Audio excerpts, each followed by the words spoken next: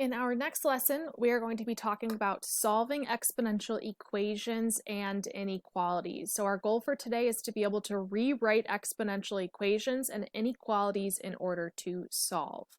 Okay, so let's go into a definition here. It says, let b be greater than 0 and b cannot equal 1. Then b to the x equals b to the y if and only if x equals y. So pretty much, as you can see here, with exponential equations, they have the same base here of b. So when they have that same base, we can then set the exponents equal to one another, but we cannot set the equal to one another unless they have that same base. So our goal for this lesson is to be able to rewrite these exponential functions so that they have the same base, and therefore we can set their exponents equal to one another. So let's go on to our first example. We've got 3 to the x equals 9 to the 4th. Now our goal here is to solve for what that value of x is. And we can only do that when the base is the same. So we've got 3 to the x and 9 to the 4th. We've got a base of 3 and a base of 9. We cannot say x equals 4. We cannot set them equal to one another because they don't have that same base. So we're going to try and rewrite our functions so that they have that same base. And how you do that is you're going to take a look at the two values and think, how can I rewrite one of them or both of them so that they have that same base? So for example, between 3 and 9, can I rewrite one of these or both of these so that they have that same base? Well, in this case, 9 I can rewrite as 3 squared. So I'm going to rewrite this as 3 to the x equals 3 squared to the 4th. So I rewrote 9 so that it has that base of 3. Then we're going to go ahead and simplify even more. So we've got 3 to the x equals 3 to the 2 times 4. This is a power of power problem. So all you have to do is multiply those exponents. So we get 2 times 4, which gets us 8. So we can rewrite this as 3 to the 8th.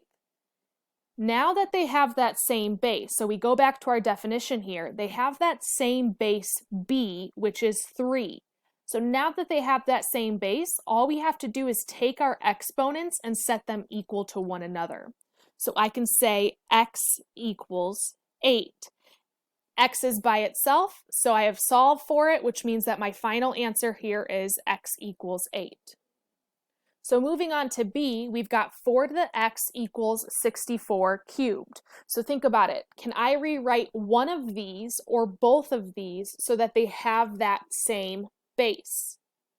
Well, 64 I can rewrite as 4 cubed. So I'm going to rewrite this as 4 to the x equals 4 cubed, and then that's being raised to the 3rd power. So all I did was took that 64 and rewrote it. And notice how it's in parentheses. I highly suggest putting them in parentheses because as you can see here when we get into our future examples, you'll see why this helps.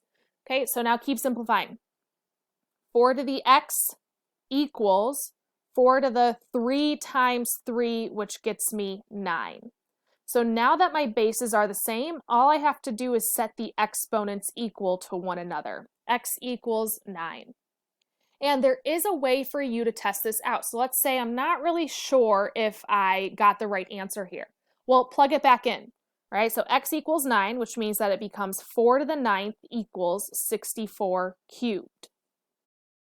Well, when I take 4 to the 9th and put that into my calculator, I get 262,144. When I take 64 and raise that to the 3rd power, I get the same thing. And because they are the same, we know that we got that right x value. Okay, moving on to example 2. You are going to do the exact same thing here, except for notice now I have equations in my exponents. So start off with the same thing, 9 and 27. So before I was able to take one of those values, one of the bases, and rewrite the other so that it matches that same base. But think about it here. 9 raised to any power, does that equal 27? No. Okay, so let's think. Is there a number or another number that when we raise it to a certain power, it's going to equal 9? And then that same number, when I raise it to a different power, it's going to equal 27. In this case, that's going to be 3, right? 3 squared equals 9, and 3 cubed equals 27. So I'm going to rewrite 9 as 3 squared, and then that's being raised to the 2x minus 4. And then 27, I'm going to rewrite it as 3 cubed, and that's being raised to the x plus 2. Now, when I simplify this, this is why I said it's important to have it in parentheses, because when I multiply that 2, right, the 3 squared, when I take that 2 and simplify it with the 2x minus 4, I need to make sure to take that 2 and distribute it to each term. So here I get 3 to the 2 times 2x, which gets me 4x, and then 2 times negative 4, which gets me negative 8. Do the same thing over here. Take that 3, distribute it to the x and to the 2. So I get 3 to the 3 times x, which gets me 3x, and then 3 times 2, which gets me 6. All right, now that they have that same base, all I have to do is set the exponents equal to one another. So I get 4x minus 8 equals 3x plus 6, and then solve. So I'm going to take that 3x, move it over to the other side. I get x minus 8 equals 6, add the 8 over, and I get x equals 14. Again, you can go ahead and plug that back in to see if it works. Okay, next problem, we've got 3 to the 2x minus 1 equals 1 over 9, so 1/9. Now, anytime that you have a fraction, my first step would be to change it so that it is not a fraction. So remember, 1 over 9, if we use our exponent properties, we can make it a whole number.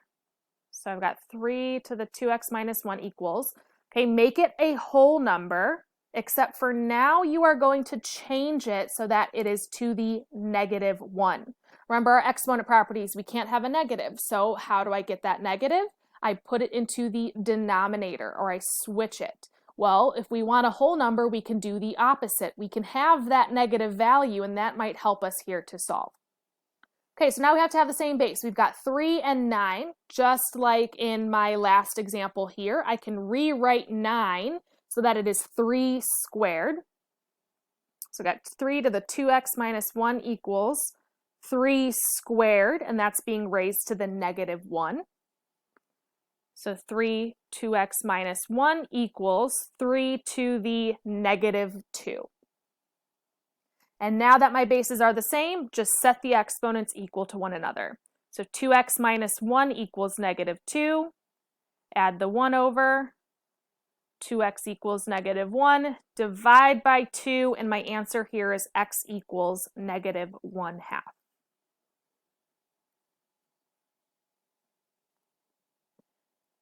Okay, next example, we are now moving into inequalities. With inequalities, you are going to be solving this the exact same way that we do with an equal sign. However, there is one thing that you have to recognize, and it's a very important step and a step that we often forget.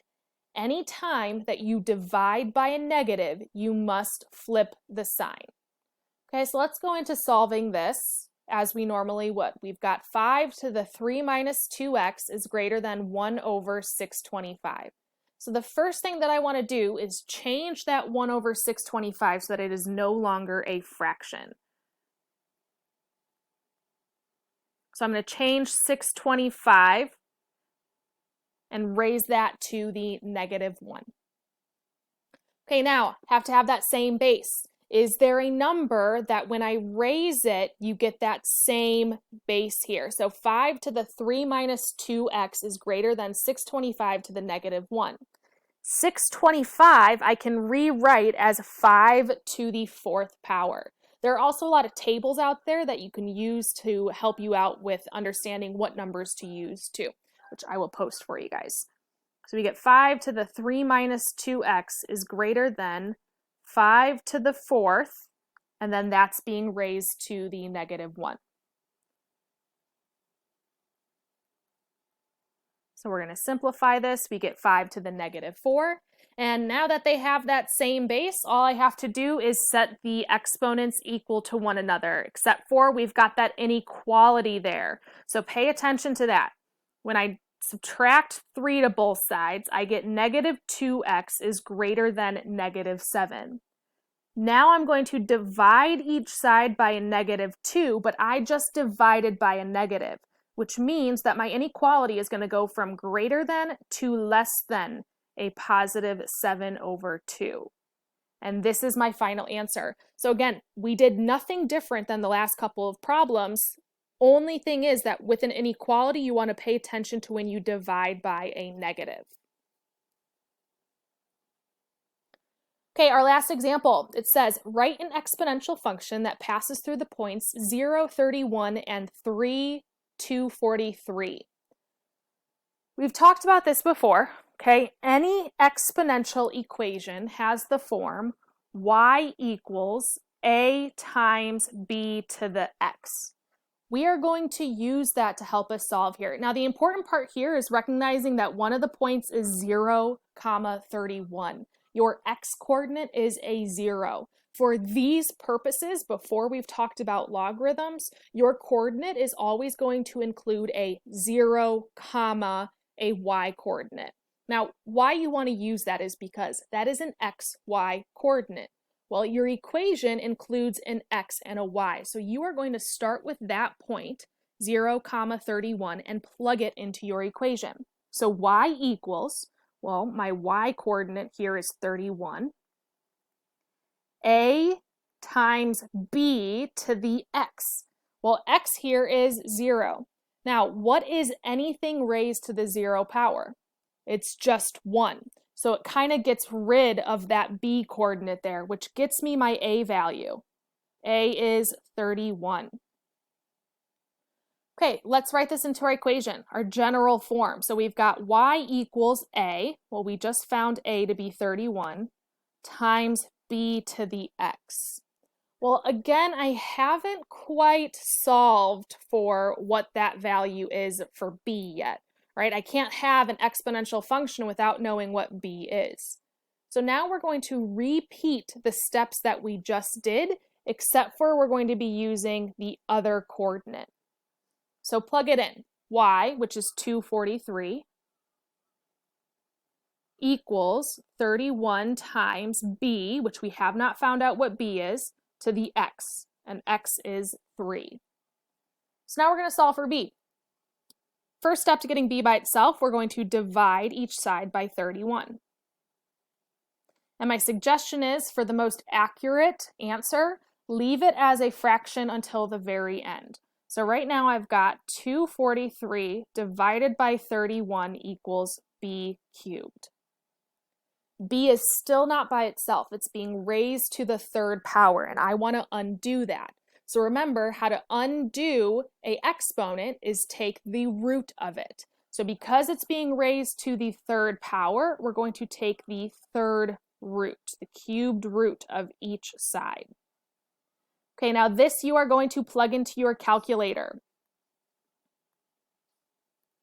Okay, so we've got the cubed root. So again, you're going to hit math, and then number 4 where it has that 3, or you can hit the number 5 where it has the x in front.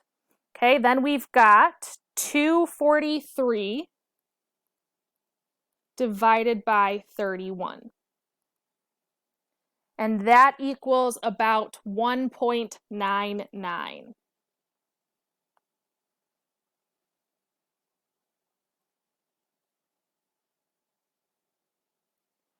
All right, last step. We've got our a value, we've got our b value. So now let's plug that into our general equation.